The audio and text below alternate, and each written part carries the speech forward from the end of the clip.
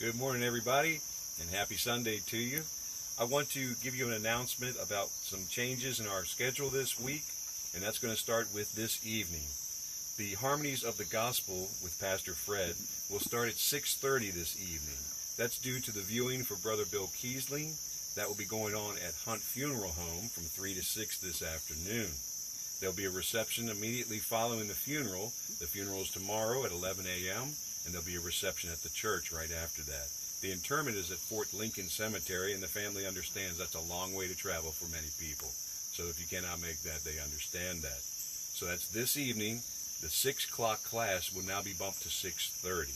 This brings us to the second thing I wanted to talk to you about, and that was thanking you so much for everybody that came out to National Night Out. I tell you what, it was hot as we were setting up, and then the skies got dark, and it just came down, and it was pouring rain, but it didn't dampen the spirit at all. We moved inside and had a wonderful time with the children, and the gospel of Jesus Christ was proclaimed, so that is what is most important. So thank you very much for everybody that came out and supported that. This brings me to something I wanted to mention about this week.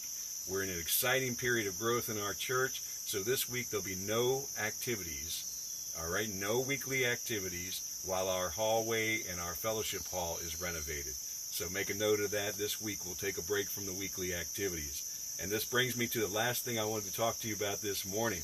Someone recently came up to me and said, "You challenge the children every week to memorize Scripture. Why aren't you challenging us?" And I said, "Well, then I sure will." For the month of August, the children are learning the following verse, Deuteronomy chapter 13, verse 4. I'm going to share it with you from the Christian Standard Bible.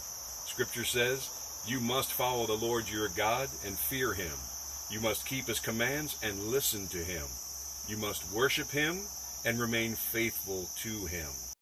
So there's a lot of action going on in that verse. Check it out for yourself, and I challenge you, church. How many of y'all can memorize that verse? God bless you. I love you. See you soon. Bye-bye now.